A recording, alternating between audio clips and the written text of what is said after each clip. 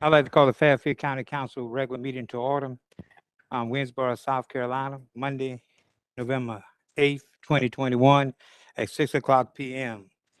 Can we get a motion to approve the agenda? So moved, Mr. Chair. It's been moved in second. Any discussion? All in favor of the approval of the agenda, aye. Aye. Opposers, nay.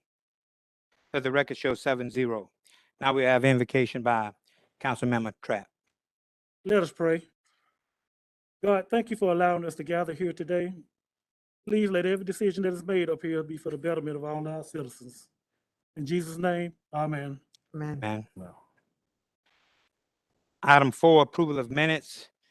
Can we get a motion to approve all minutes, the regular meeting October 25th, special meeting October 27th, October 28th, October 28th, November 2nd, and November 4th? Motion to approve, Mr. Chair. Second.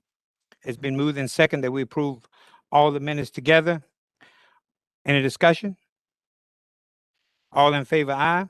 Aye. Aye. Opposers, nay. Let the record show 7-0 for the approval of the minutes.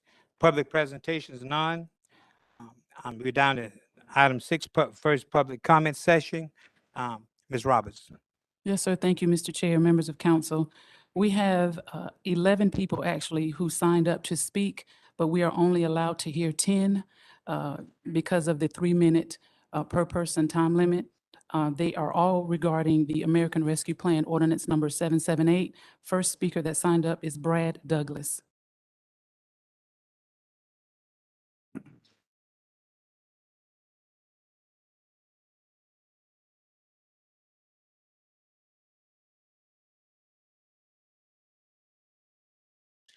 Good evening. My name is Brad Douglas. This is Jennifer McGriff. I'm the Director of Fairfield County Emergency Management 911. I'm here today on behalf of my coworkers, our county's 911 call center dispatchers. We stand with all these other first responders in Fairfield County and encourage you to do what is right for them.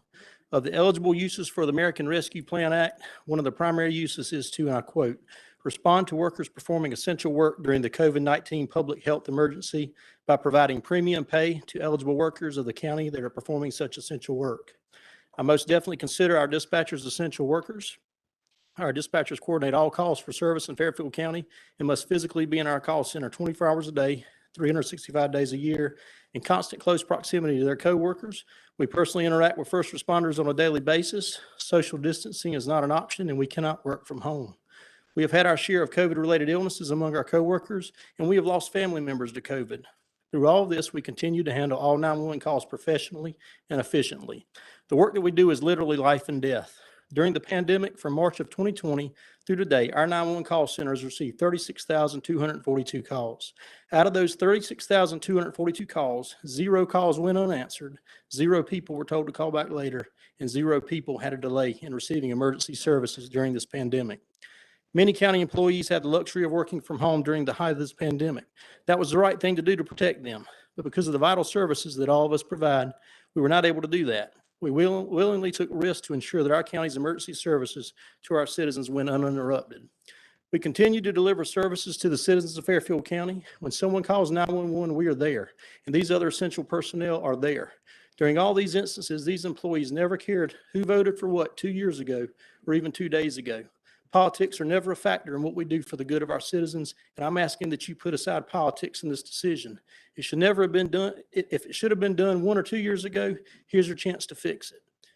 I'm asking you to file suit with other counties who have allocated fundings specifically for essential personnel. Let's recognize and compensate those who had to work in the midst of this pandemic and were not able to socially distance and protect themselves from others. Why not develop a tiered system that rewards them for their dedication to the county while still being able to give all employees something? I would certainly appreciate some type of payment for my efforts during this pandemic, but I'm more concerned about recognizing and rewarding the dedicated professionals who I work with. I will gladly forfeit any money that will be paid to me and ask that it be used to distribute among my coworkers. I challenge you who have been elected as our county's leaders to do the same. Seize this moment to put aside any differences among you and do something for our essential workers to let them know just how much we appreciate them for what they have done and continue to do during this pandemic. What a great step in the right direction it would be to see a vote of 7-0 on a matter that is so relevant and important. show our essential workers that, like our surrounding counties, we know what the right thing to do is, and we do it. Thank y'all for your time. Thank you. Thank you.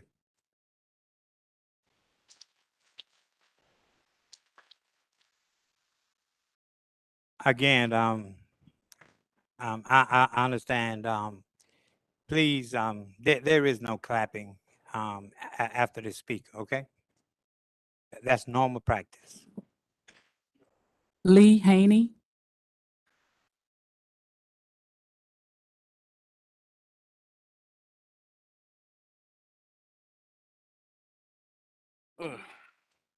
Well, good evening, everyone. That's gonna be a hard one to follow up with Brad up here, but I'm gonna try. My name is Lee Haney, and I'm the training lieutenant with the Fairfield County Sheriff's Office. And then November 20th this year, I'll be my 26th year here. I'm here tonight to talk to you about the men and women of the Fairfield County Sheriff's Office. And I don't want to make light of the other first responders in this room, but the Sheriff's Department is all I know, so that's what I want to talk about. The American Rescue Plan's definition of an essential worker is an employee that is required to do work during their closure to meet operational requirements.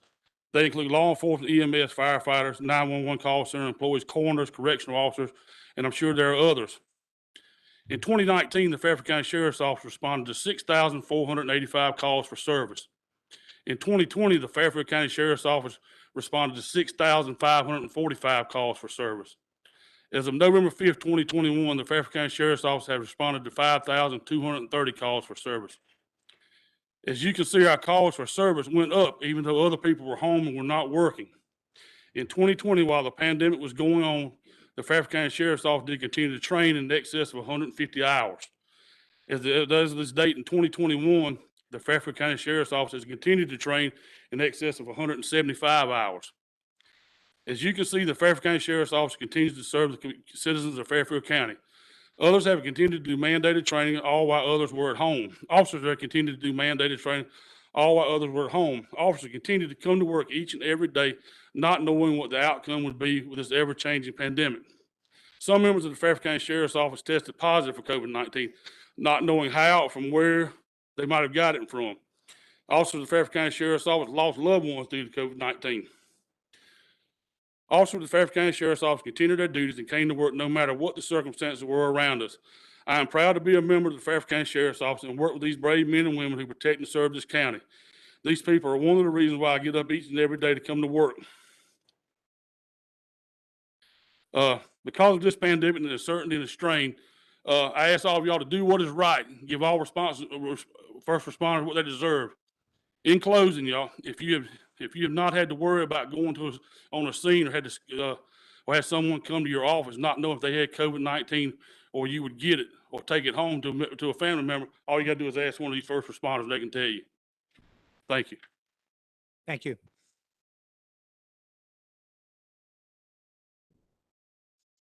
Tanya Strickland.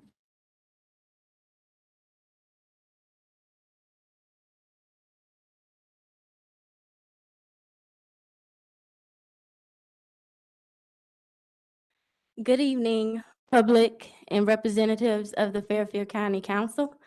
I would first like to thank you for giving me the opportunity to speak on behalf of the officers at the Fairfield County Detention Center. We were affected by the pandemic in a number of ways.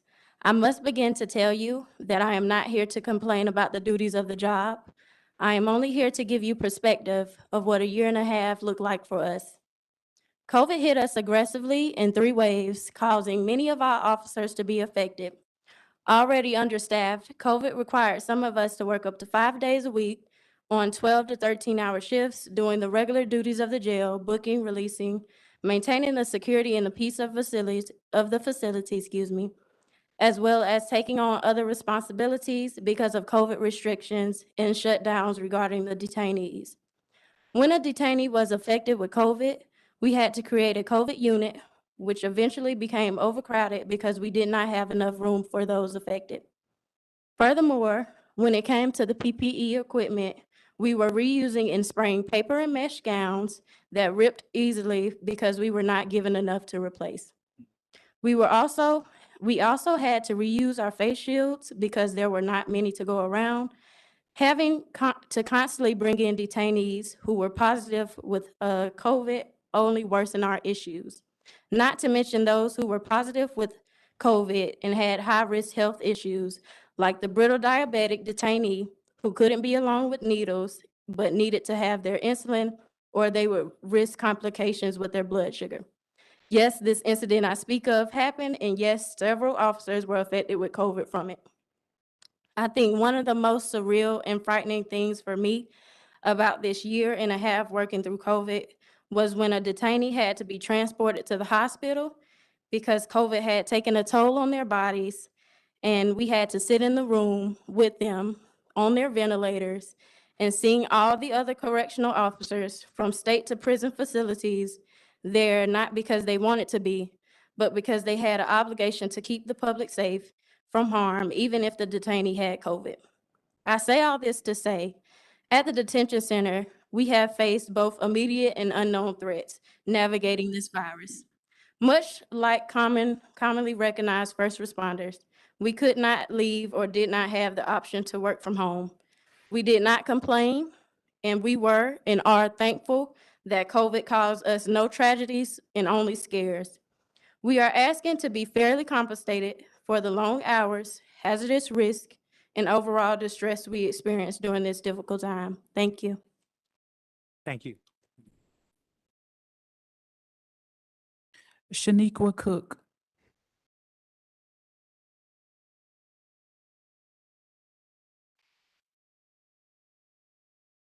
Hello all, my name is Officer Cook and I'm speaking on behalf of the Fairfield County Detention Center as well.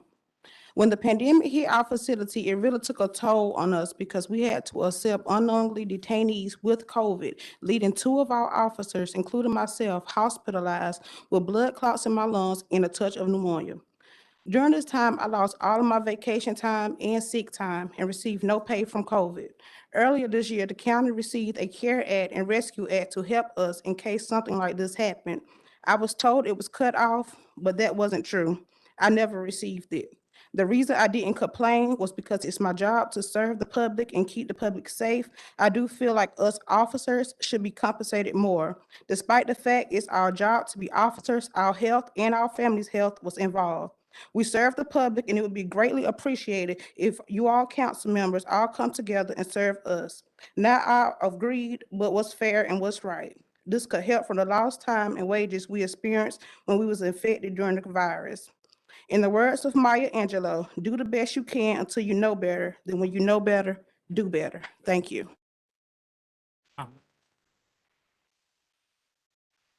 Thank you. Mr. Caller, a question. One of the things she says, she lost pay. Sir, we have about 300 employees and a lot's gone on in the last year and a half, so I really don't want to Okay. comment, but I'd be glad to look into whatever we need to. Yes, sir. We'll look into the lost pay issue. Thank you. Sheriff Will Montgomery.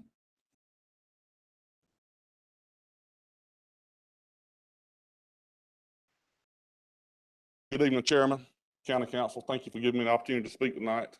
I'm Sheriff Will Montgomery. I'm here to speak on behalf of the Fairfield County Sheriff's Office and all the first responders in Fairfield County. These men and women worked hard over the past year and a half, almost 2 years now. They deserve whatever y'all can give them. I've done research with other agencies around us. They've done more, and I would expect y'all could do more. I would appreciate it if y'all would do so. Look at this crowd in here. Y'all just take a look. These are special people. They never sat down and said they wasn't coming to work. I had some, we heard Jennifer speak the other night about EMS. I had some that couldn't go home. I had some also that couldn't go home. They couldn't be with their family for days and weeks at a time. So please think about that. Take that into consideration. You have to take it back to the table and think about it. We would appreciate it. Thank y'all. Thank you. Tammy Ramsey.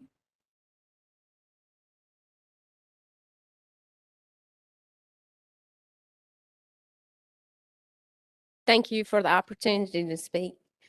I'm here as a lifelong volunteer, as well as a dispatcher. I have worked on both sides of the radio. I've worked with the EMS, I've worked with the police department, I've worked with the fire department. And your fire volunteers are not here now because they're saving somebody's house. as well as EMS has people, they've lost family members, dispatch has lost family members.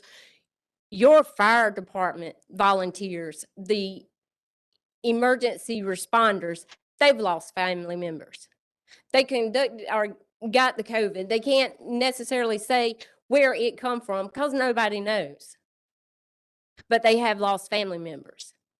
And all volunteers should not be getting the same amount. I think they should be on the same tier as the incentive pay.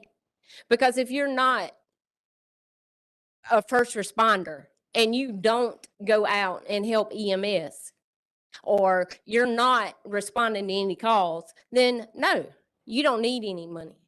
I have not been able to volunteer in this time because I'm taking care of my elderly parents. So as a volunteer, no, I do not want anything. I do not deserve anything. But as a dispatcher, I think I'm worth more than $1,200. And all these emergency workers, they're face to face. They are surely worth more than $1,200 to me. I've been a volunteer since I was 18. I couldn't wait till my 18th birthday to turn in my application because it was filled out years ahead of time. Because helping Fairfield County is what has been instilled in me. But it is saddening to know that our county council does not appreciate us any more than what you do. Thank you. Thank you.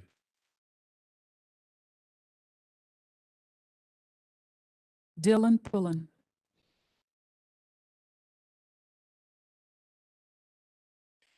Mr. Chairman, members of council, I'm here today to support the men and women in uniform who serve our community so sacrificially.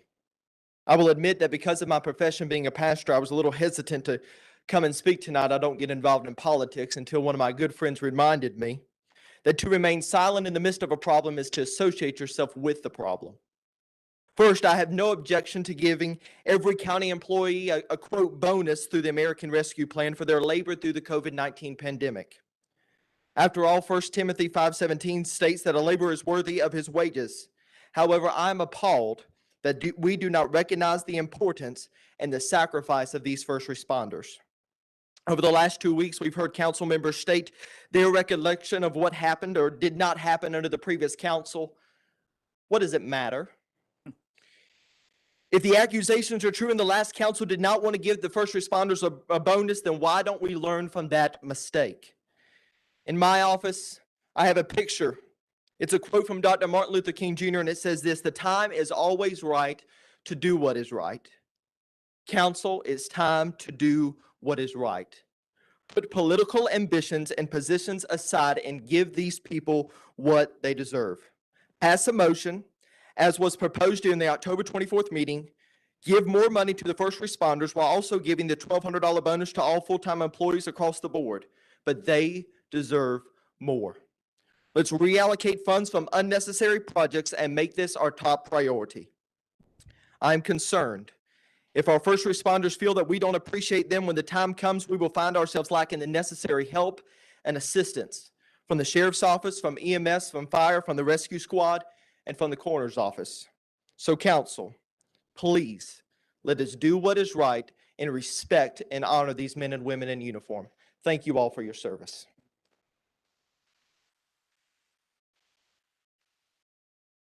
Thank you.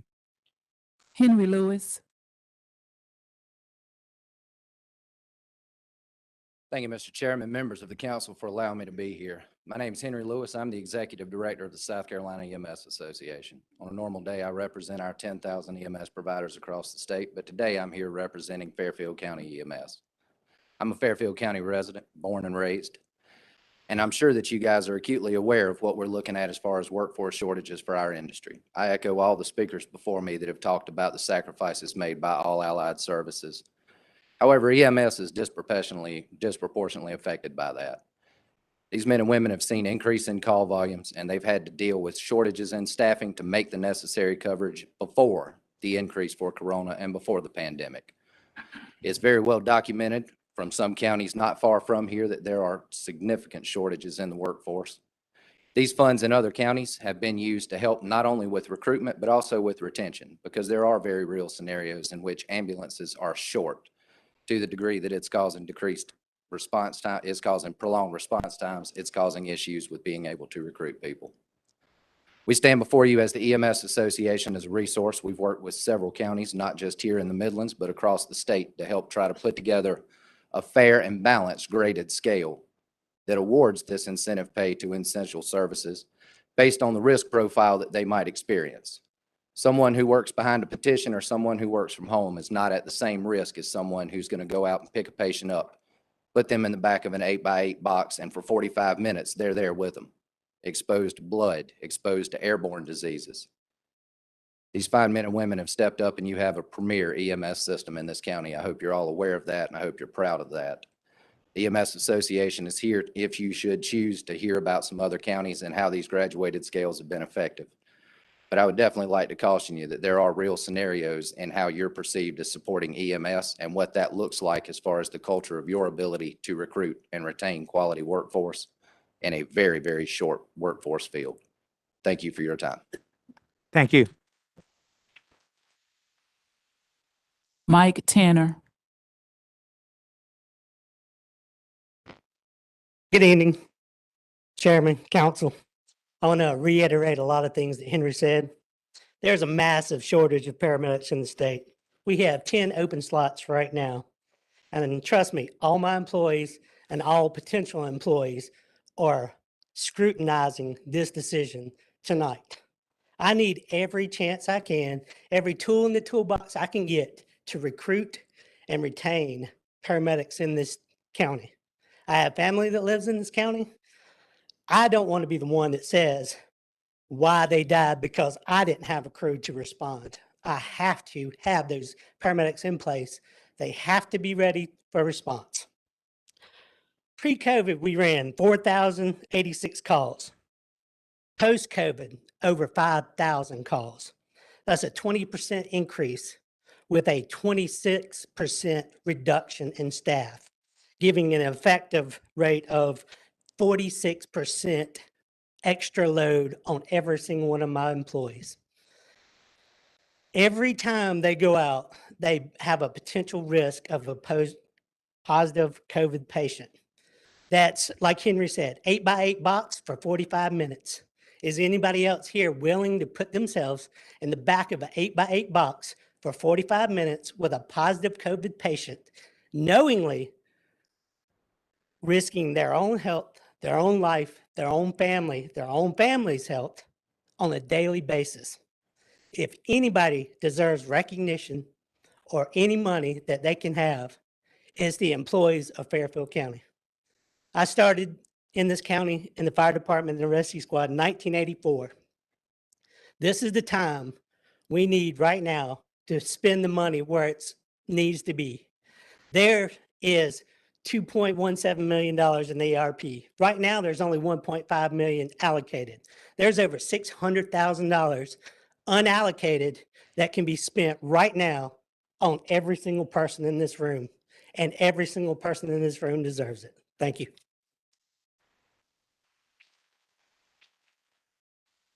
Thank you. The last speaker is Dan Sloan. I don't know if I got that. Sorry. Good evening. I'm Daniel Sloan. I'm the Deputy Director with Fairfield County EMS. First, I want to say that I don't think there's a single first responder in this room that does not believe all county employees that work through the pandemic deserve some type of compensation. We're asking you to do as the neighboring counties have done by using a system to reward pay based off the risk and sacrifices made during the pandemic. Every agency in this county has taken steps to protect their employees to limit their exposure to COVID-19. They have limited access from the public, put up dividers, instituted a work from home program, or a virtual option. EMS and other first responders do not have that luxury. We cannot stop going to calls, we cannot social distance, and we cannot stop treating our patients. The CDC guidance to us has been confusing and contradictory at times, has been to wear personal protective equipment. PPE only reduces the risk, it does not eliminate it. There is not much else that can be done for the first responders to protect ourselves. I doubt anyone here would be willing to sit in a closet-sized room with a COVID positive patient and stay there for over an hour. What if I told you during that time that you spent with that patient, you would be doing tasks that greatly increase your chances of catching COVID? Our crews have done this daily and are still doing it today. Since this pandemic has started, we have treated 2,642 patients, which meet the criteria from the CDC as suspicion of COVID-19. Of those patients, we have performed 1,536 procedures, which is recognized by the CDC as creating a greater chance of spreading infection to healthcare workers. Our crews know this, yet still they are risking their own and their families' well-being and health and safety to serve their community.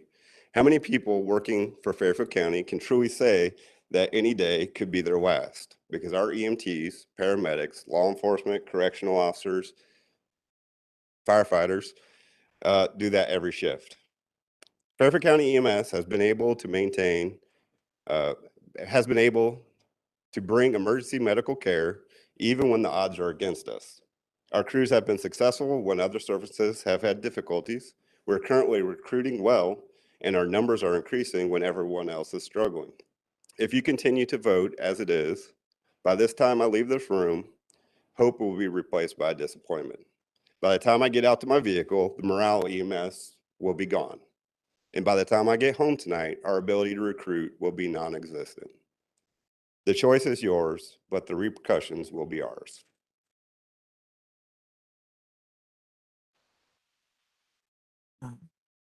Thank you.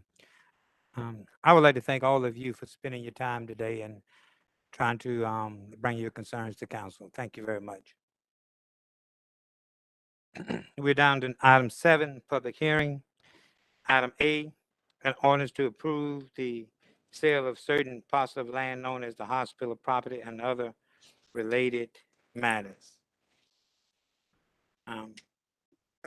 Excuse me, Mr. Chairman, I didn't mean to interrupt, but I did sign up to speak also tonight. If you see on the agenda, it's the first 10 people. I think you was number 11. Okay, well, I wasn't informed of that. It's on the agenda, sir. Okay, now we'll open the public hearing at 6:28. Do we have anyone to speak? Yes, Mr. Chair, one person signed up to speak, Randy Bright.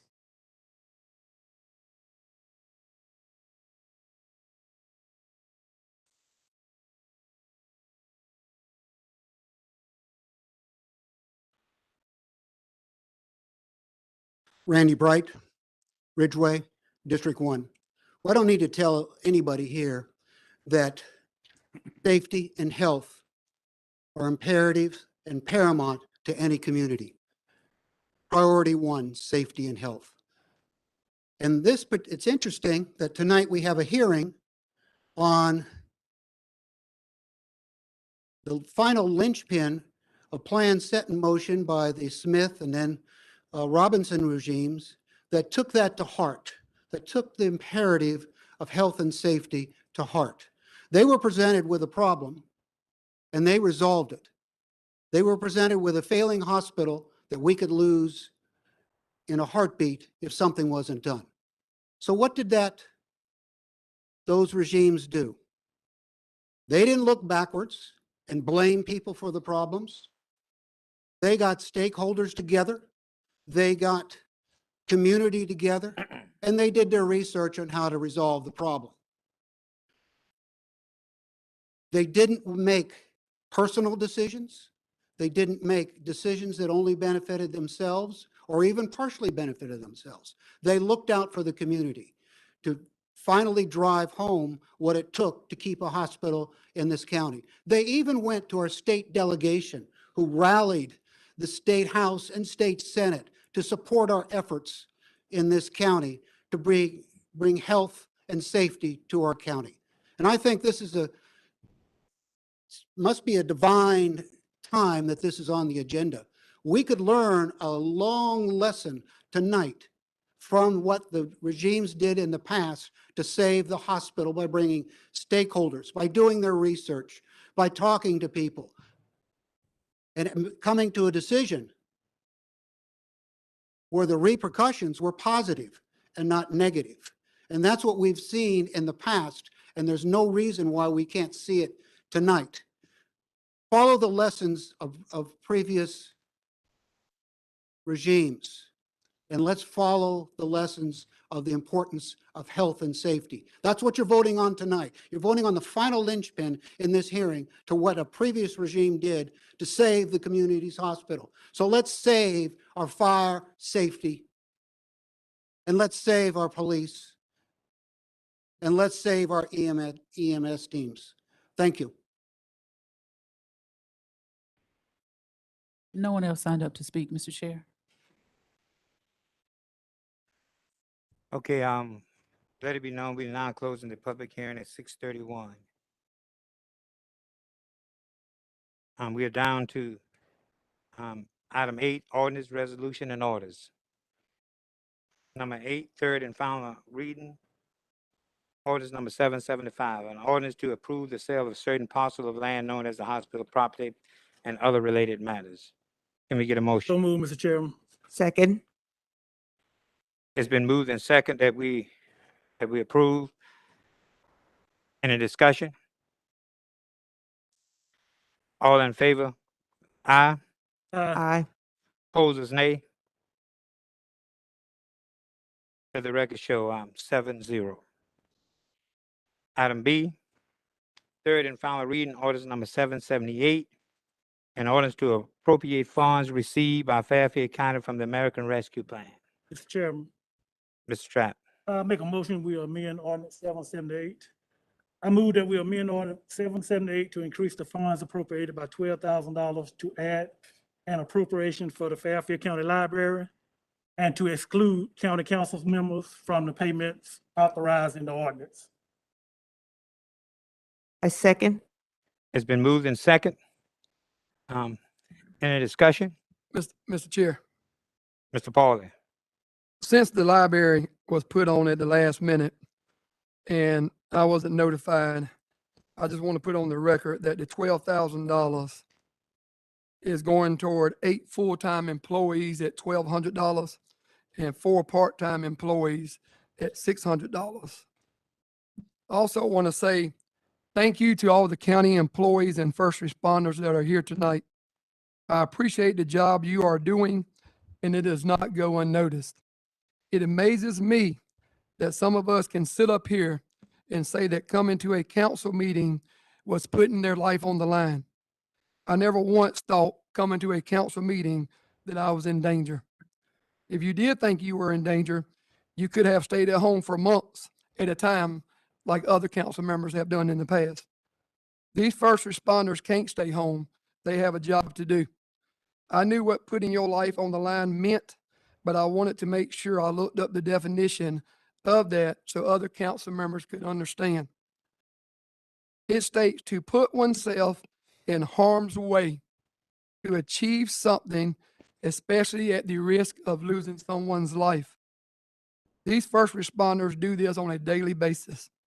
They are risking their lives, willing to die to protect us from any harm.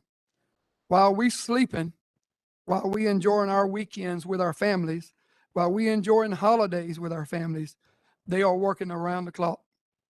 It doesn't stop at 5 p.m. and they go home. They are always open and willing to put their life on the line. In closing, we are receiving approximately $4,300,000 total in rescue money. The first allotment is $2,150,000 and $1,585,000 is being spent.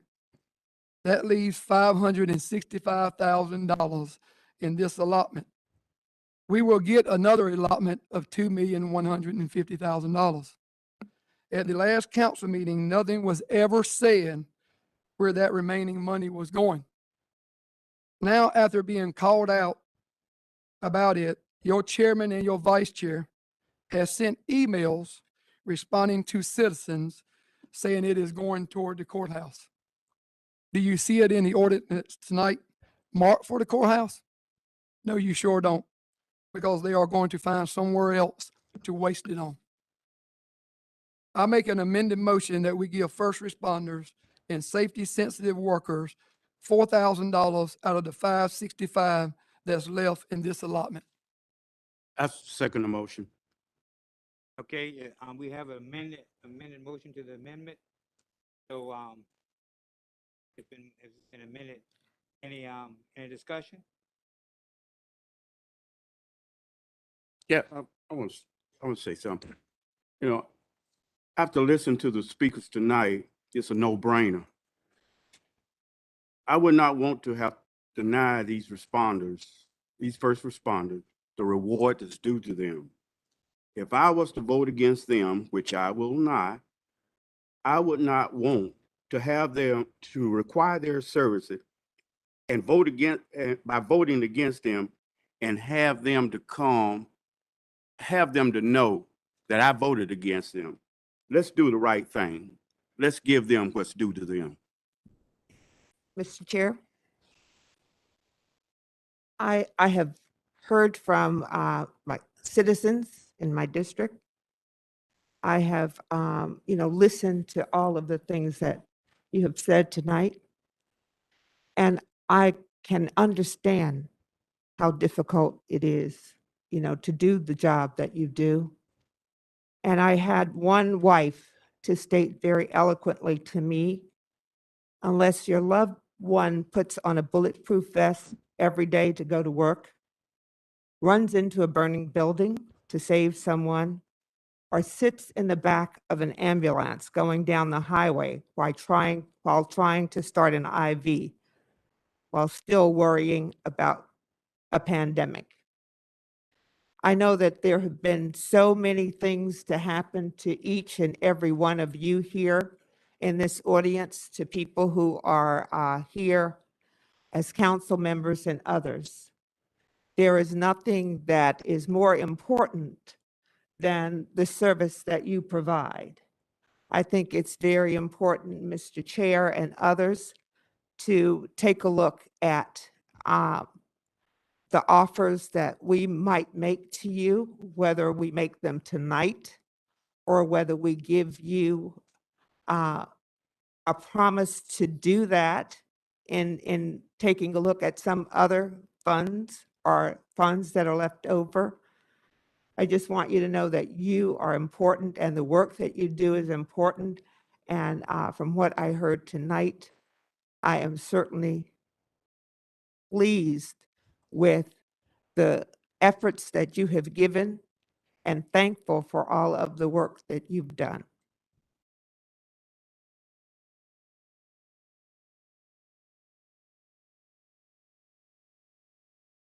Okay, we will get something.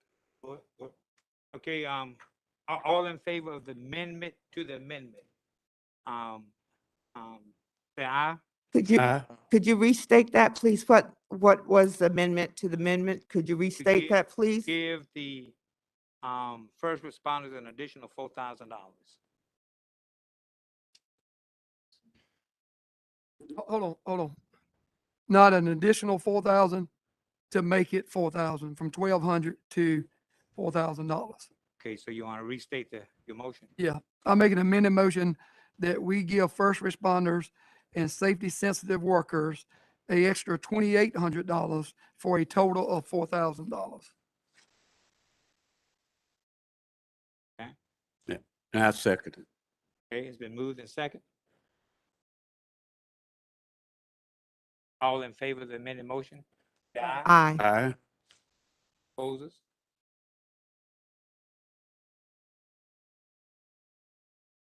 Okay. See the head count?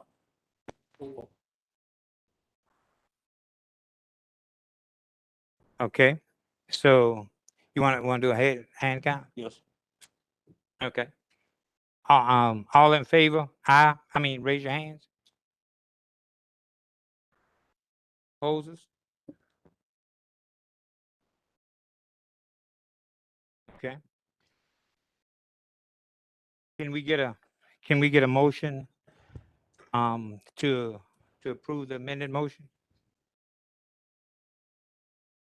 Mr. Chair, I make a motion that we approve the amended motion, provided I get a second.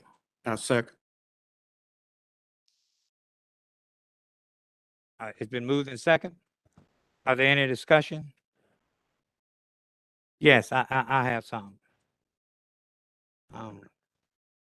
Let me begin by stating some of the guidelines concerning the ARP Rescue Plan funds as it relates to premium pay, bonus pay, since there was a lot of misconception about it. Premium pay, physical recovery funds, payments may be used by recipients, including counties, to provide premium pay, bonus pay to eligible county workers performing essential work during the COVID-19 public health emergency, or to provide grants to third-party employers within the county to compensate with eligible workers who perform essential work. The interim final rule defines essential work as work involving regular in-person interactions or regular physical handling of items that are also handled by others. Essential employees are defined as any work performed by an employee of the state, local, or tribal government. It also states that an individual who telework 100% from a resident may not receive premium pay / bonus pay. The U.S. Treasury urges counties to prioritize premium pay, bonus pay to low and moderate income persons. Counties should prioritize low and moderate income persons with additional justifications needed for workers above the 150% of the residing state's annual wage for all occupations of their residing counties, average annual wage, whichever is higher. Okay.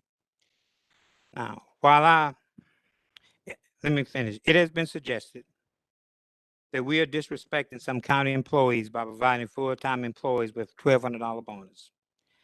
It was referenced that Richland County provided their first responders with a $5,000 bonus.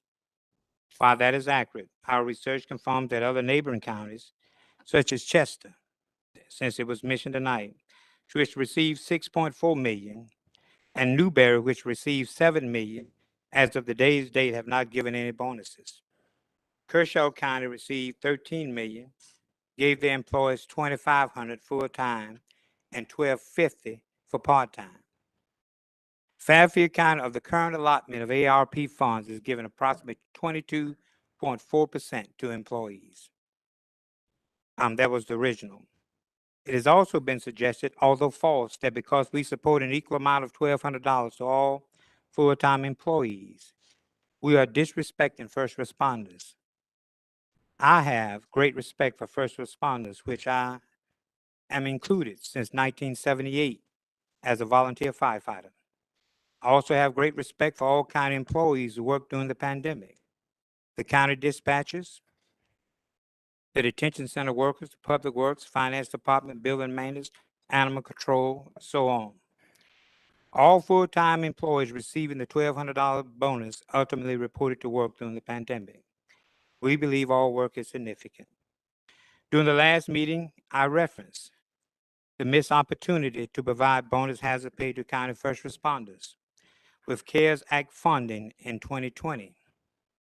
My position was clear that I wanted the first responders to receive funding as noted in my email to council. I would like to have those emails recorded in the minutes without objection. As you know, I was not the chair at the time and was frequently on the losing side of the 5-2 vote. The item never made the agenda. While Fairfield County Council could receive these funds as a bonus, we have made a provision in the ordinance to state so as to exclude members of the Fairfield County Council as county employees for the purpose of this ordinance. In other words, Fairfield County Council will not receive any ARP Rescue Plan funds. But let me be clear. I respect the commitment and sacrifice of all employees who reported and continue to report to work during this pandemic. I think we should acknowledge and recognize all county employees. I think the current bonus proposal does exactly that. counties across the state have handled it differently. Some counties did exactly as we did. Some did nothing, and others gave more to first responders and less to other full-time county employees. Council received an email to that effect. With everything we're facing, such as our current financial obligations, we see this as an opportunity to help the totality of the county employees. We recognize that there are probably as many valid thoughts as there are citizens in the community. But we believe that given the current needs of the county, this plan, original plan, best fits and serves the complete county workforce. With that, we must look at our other financial obligations as it relate to the opportunity that has been given to us and trying to make sure we purchase air packs, purchase chef cars, purchase ambulance, purchase fire trucks. All of these things have been discussed with our interim county administrator and our county controller. All of these items have been discussed.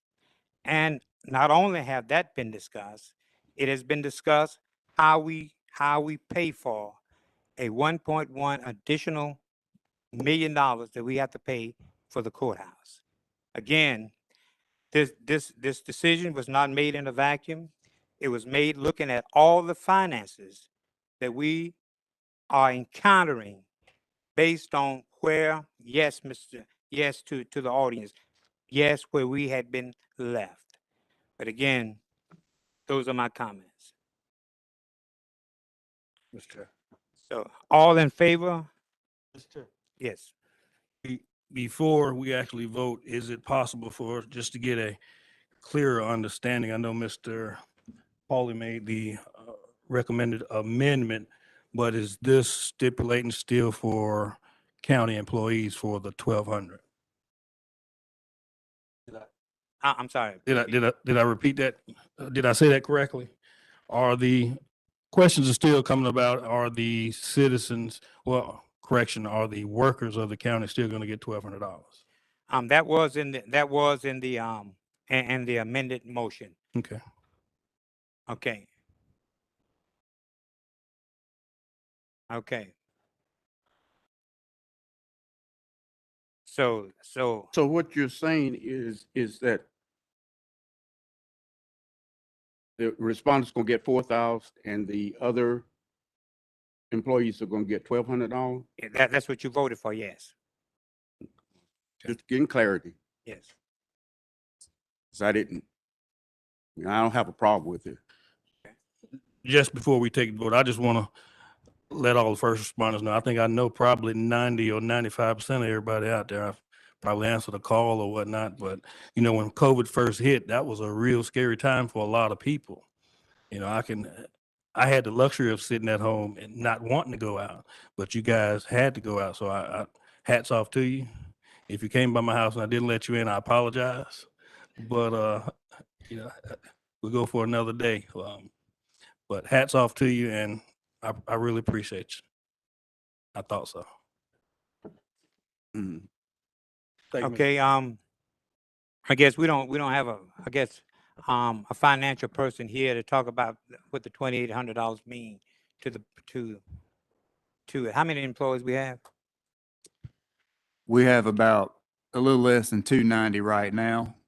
Okay, how many? Because we're talking about we're talking about the detention center workers too. I think the motion was made and voted on safety sensitive is what Mr. Pauly said. So I'm taking safety sensitive as sheriff's office, EMS, detention center, fire, solid waste, animal control, and building maintenance. That's classified as our safety sensitive employees. Well, you had other employees also, Mr. Administrator, that needs to be added to the list. Coroner, yeah. This is just me right here, y'all. I'm sorry if I left you off. I'm sorry. I'm just thinking on my feet, but I'll have to get all those together. Did I miss anybody in here? Mr. Chair, if I may, was it not where workers had to turn in timesheets. If I'm not mistaken, when we first went into COVID, that was the requirement. So I'm curious, did we go away from that or what's going on with that? Last year when we did CARES Act, yeah, every hour worked was recorded Okay. under the CARES Act. And actual time off from COVID or scheduled time that they didn't work. Yeah, all of it is broken down to the hours worked. But I want to be clear, this applies to a bonus pay. Right, this is not a premium pay This is not a premium pay. This is due to lost revenue. revenue. Right, because we could not give a cost of living during budget time. Right. So this is a bonus. But if it would have been premium pay, it would have been for everyone who worked during COVID. Well, that would have been, however, council would have decided to Right. do that. Right. Yeah, but that's not. Thank you. Okay, so, we're ready now to vote on the, on the motion. Again, that motion is, and that amended motion is to give safety sensitive employees, $4,000 and everybody else $1,200. So where does the volunteer fireman come in at? I mean, if we're gonna do this, we need to include the volunteer firefighters, as I said previously. Right. And I have no problem with that, with the volunteer firefighters. We can make a motion to give them $600. Okay, They was getting 200 to start off with. let me make a suggestion. Okay, go ahead. Is that, is that we, to allow this motion to fail. And we pull together a committee that can really look at,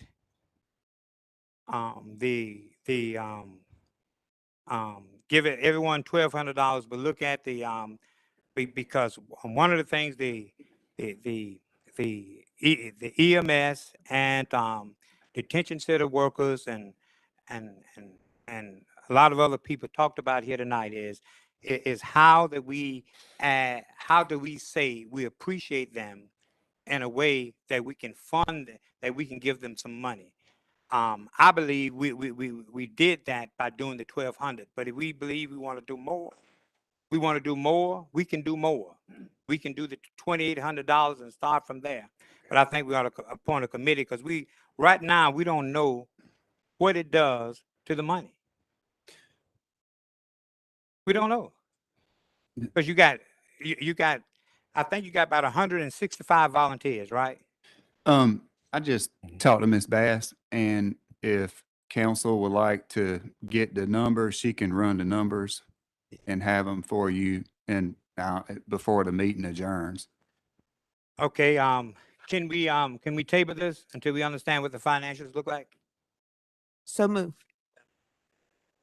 No, let's do it tonight, because the volunteers have come, the EMS come. We want to tell them we appreciate the work that they've done, so we can handle this tonight. Yeah, but as soon as we get the numbers. Okay, this motion then is, can we get a motion to table till we get the financials? Mr. Chair, I'd like to make a motion to table the amended motion until we can get numbers to really decide exactly what the finances look like. Okay, I second that. it's been moved in second, but I'm thinking, let's go through the motion. It's been moved and second that it's been tabled. All in favor, aye? Aye. Opposers? It is now tabled.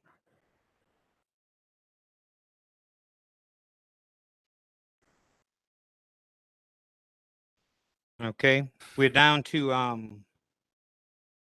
boards and Commission minutes, Fairfield County Chamber of Commerce, October 18, 2021, as information. Item 10, board and commission appointments, none. 11, old business, none. New business, none. County administrator report. Item A, earthquake report. We have Mr. Brad Douglas, our Emergency Management Director, here with us tonight to share, just give an update on the recent earthquakes in western Fairfield County. Thank you. First, let me preface this by saying I'm not a geologist, so the stuff I'm going to be telling just the information I got from State EMD. Just talking about the recent earthquakes that we've had in Fairfield County that have gotten a lot of attention, and rightfully so. We experienced about 7 within about a week of time there at the end of October, early November. And what the U.S. Geological Survey terms as a swarm of earthquakes. That's just a bunch that happened in a short range of time. And these all range from a magnitude of 1.7 up to 2.2 on the Richter scale. According to the USGS, their seismologists believe that while these are unusual, this is still normal background activity and are not indicators of any type of larger earthquakes to come.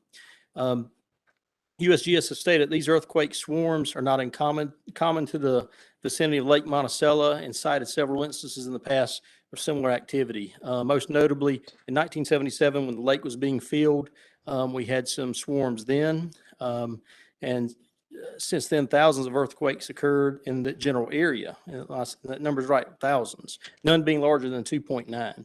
And that was through from 77 to probably the early 90s. And from the early 90s to early 80s, excuse me, that was from 77 to the early 80s. And from the early 80s to the 90s, it was quiet. And then again, in late 1996 through 99, we had several more earthquake swarms, totaling nearly 1,000 earthquakes during that time period. And that's all centered right around that same area in Jenkinsville. It is likely that we will have more earthquakes, similar in size that we've had just with this recent swarm we've had. So I don't think we should be surprised if we do see some. South Carolina averages approximately 10 to 20 earthquakes per year. We're a little higher than that, I think, right now. Since January of 2021, 20 earthquakes have been recorded throughout South Carolina, and 7 of those just happened, within these last couple of weeks over in Jenkinsville area. Just for a little bit of relevance, and on September 27th of this year, 3 occurred down in Charleston, Berkeley, and Dorchester. Same range. They range from between 2 and actually 2.9 on the Richter scale there. We, of course, encourage all our residents to stay informed about emergency activity and have a family plan in the event of a major earthquake. In fact, this swarm that just happened occurred, I think, about a week after the state's earthquake readiness drills that they had. But we encourage our residents to stay informed, and also they can keep track on South Carolina's Emergency Management Division actually has an app for the public. You can go on and it'll actually notify you when any earthquakes occur in South Carolina. But we do have some information with Fairfield County Emergency Management as far as earthquakes and earthquake preparedness. And we would certainly encourage anyone who's interested, if they contact us, we'll be glad to give them whatever information they need about being prepared for earthquakes, and also be able to give them information about sites with the state where they can keep up-to-date information. That's about all I have. Mr. Calder, anything else? Mr. Chairman Bell? Thank you. Appreciate it. All right.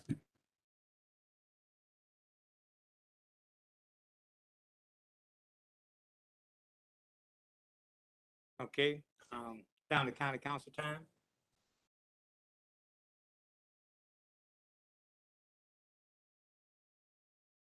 Mr. Bell. I would like to see sometime in the near future, the second public comment section put back on the agenda. We are no longer up under a emergency order. We're letting citizens talk during the first session, and I think they should be able to talk in the second public comment section.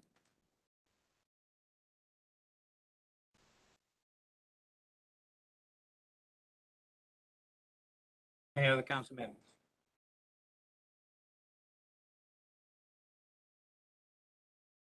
I have.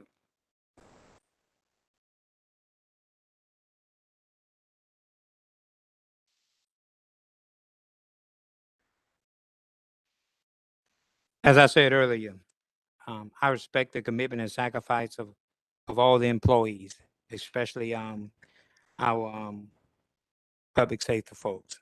We have spent a lot of time, Mr. Caller, Ms. Bass, and I, talking about what and how and what we can do to make sure we meet the needs of this county going forward. We have done this. This decision that we made, again, it was not in a vacuum.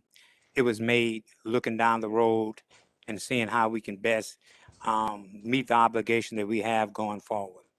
Again, I want to thank you all for the time that you all came here tonight and spent revealing your request unto us in a way that was, I thought, was very professional and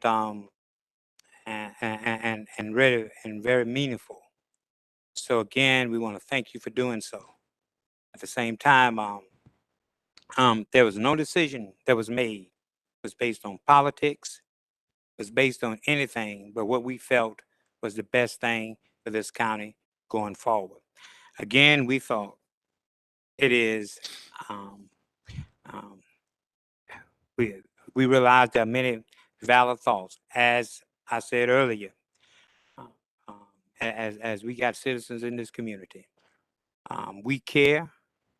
Not only do we care about our first responders, we've done things to make sure we retain them, keep them, and we appreciate the work you all do day in and day out. And again, but while saying that, we also appreciate the work of all our county employees. And thank you. Now we are down to executive session. Can we get a motion? Motion to go into executive session, Mr. Chairman. Second. Executive session, can I interrupt you? You cannot. Um, If we're on the committee, I volunteer to be on the committee. I'd like other people to be on the committee that are here tonight. This is not a charity request. This is justice. These people deserve Adam, justice. okay, Point of order, Mr. Chairman. That's the way it is. Mr. Chairman, point of order. yes. Executive session. Can we get a motion to go into executive session? It's been moved to second, right? Yeah, I must make the motion. Okay, items A, personnel matter regarding county administrator candidate vacancy and reduction in possible action pursuant to South Carolina Code. Legal advice regarding the pending hospital debt pursuant to South Carolina Code. Again, any other discussion? All in favor, aye. Aye. Opposers, nay. Let the record show 7-0.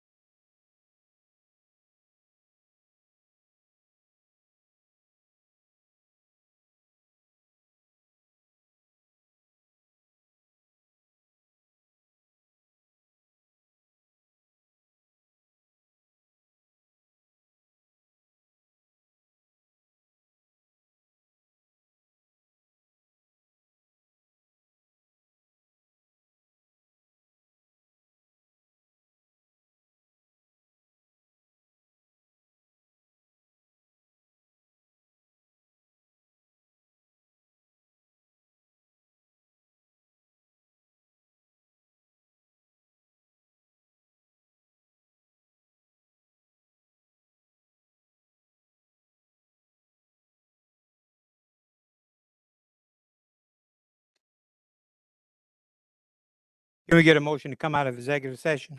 So moved. Second. It's been moved and seconded. Second. We come out of executive session. No action taken in executive session. Any other discussion? All in favor of coming out of executive session? Aye. Aye. Opposers, nay. Let the record show it's 7-0 coming out of executive session at 7:27. One of the things we did, prior to going into executive session, we tabled a motion so that, we can get some financial numbers on a proposal of an amended, of an amendment to ordinance number 778. Mr. Yes, sir. We have those. I'm gonna ask Miss Bass if she'll come up and explain the parameters that she has and what the numbers came out to be. So what I went back and added for all the emergency response personnel, from 1,200 to 4,000, and the volunteer fire and EMS staff, from 2 to 6. And that brings the grand total to $1,045,000, which is an increase of $595,000, and that includes the wages and all associated benefits. Okay, make sure I understand you saying that's 595 total or 595 plus the 460? It's $595 additional, and that includes, the grand total would be $1,045,000. And what departments are all included in that? I included sheriff, EMS, detention, coroner, 911,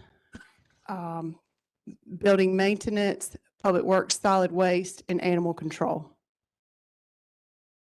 They're usually included with our safety sensitive departments. I believe I got everybody. Mr. Okay, Chair, so how much is left out of the 2.137? Well, this would, I don't know. I didn't take the total and subtract out all the other parts of the ordinance. I just got the difference on this. Okay, but we need that number. Okay, well, can you give me another minute? Yeah, give you All another. right. Mr. Chair, Yes. did we not have staff that worked during COVID also, that was regular staff members?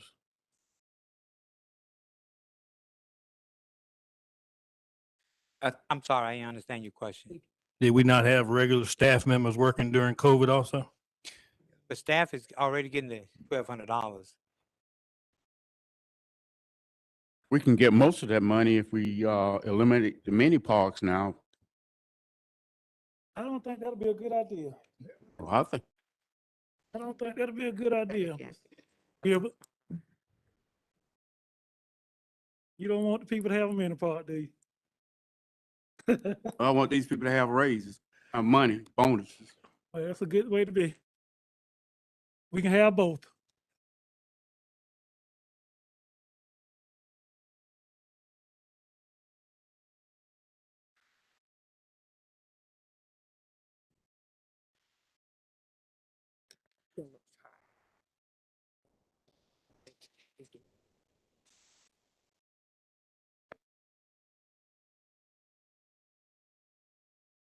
I don't believe it.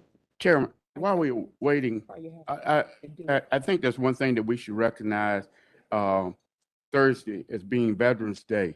And we need to put some emphasis on it because I'm sure a lot of the people out here are veterans, and I want to just thank you for your previous service to the country and all of our servicemen now.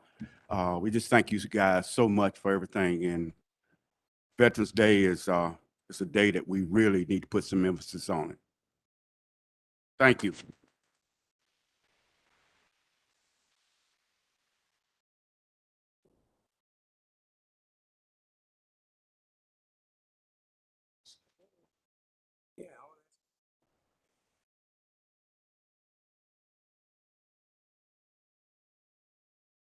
It'll work,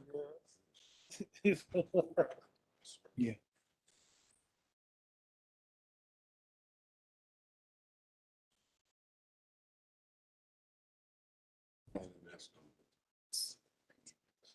Four, To get moved. 460 is what they had originally.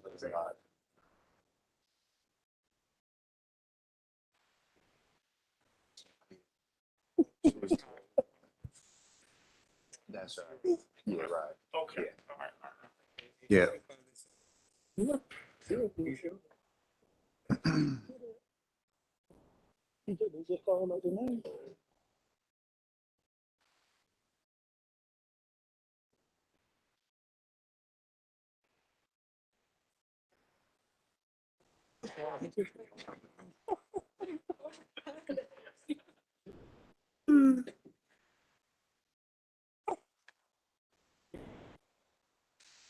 What?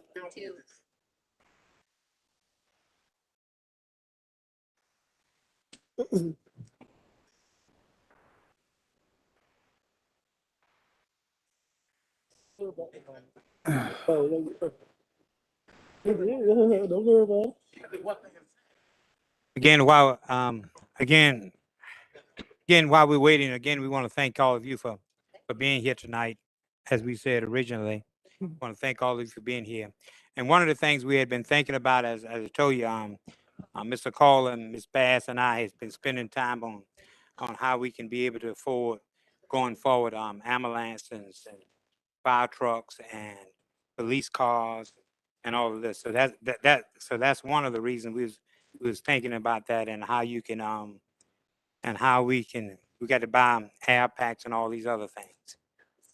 So we just have to see how it turns out.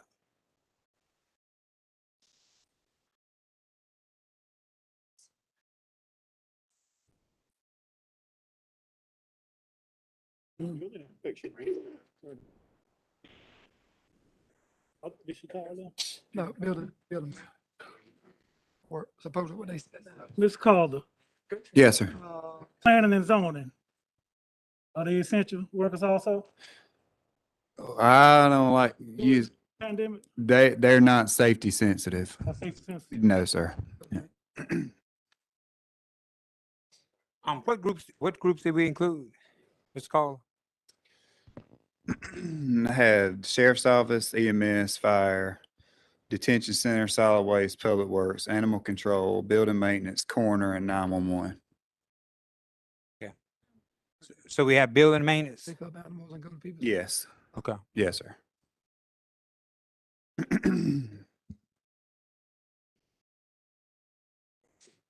All right.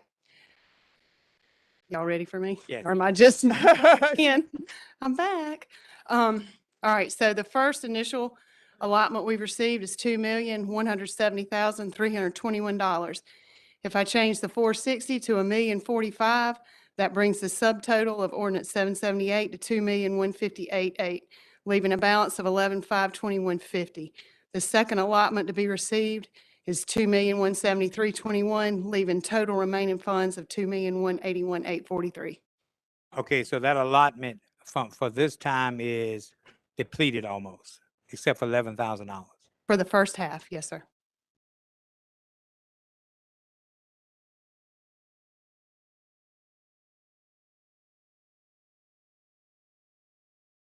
Okay. That all? Anybody have any other questions?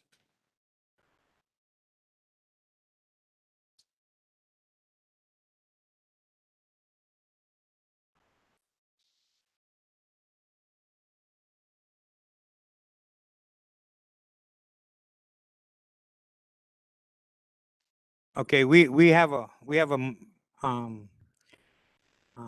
would someone make the motion to bring it off the table? I make a motion that we bring it off the table.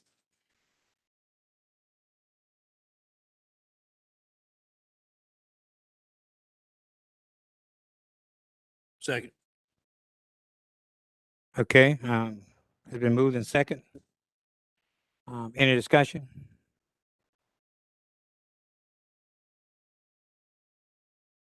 All in favor, aye. Aye. Opposers, nay. Okay. The motion is to change ordinance. The amended motion is to change ordinance 778. Okay. And I'm just gonna make sure we name everything on there, is to exclude county council members, to increase the funds for the library by $12,000, to give all full-time employees,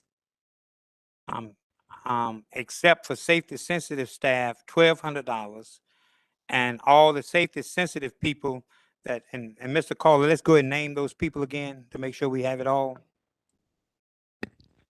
We have Sheriff's Office, EMS, Detention Center, Fire Department, Solid Waste, Public Works, Animal Control, Building Maintenance, Coroner's Office, and Emergency Management. Okay. And they get $4,000. All volunteer firefighters and volunteer EMTs get $600. Okay, and the recycle workers, did they stay the same? I believe so. Okay, so that's $200. Yes. Okay, and part-time people, and they stayed the same. Yes, sir. Okay. All right. So, and that's spending all the ARP funds, except for $11,000. So that's the first allotment though, correct? That is the first allotment. But some of that allotment, again, and Ms. Bass will tell you, some of that will come from lost revenue, right? And that your total lost revenue hadn't been calculated for the second allotment, correct?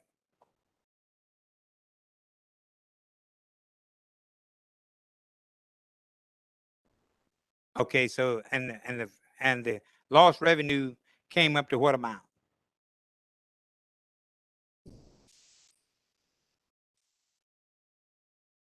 Okay.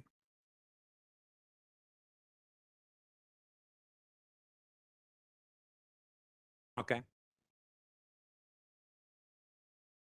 All right. So that's the motion.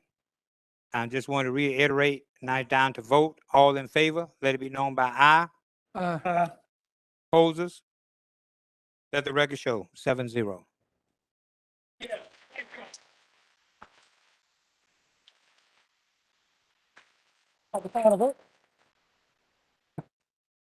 Now can we get a motion to accept the amended motion? Mr. Chair, I make a motion that we adopt 778 on third reading as amended. It's been moved in second that we adopt 778 as amended.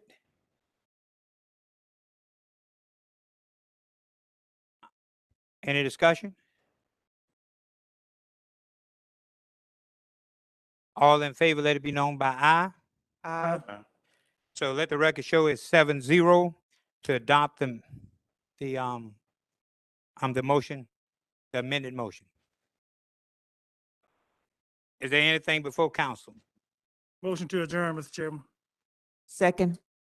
It's been moved and second that we adjourn. All in favor? Aye. Opposers?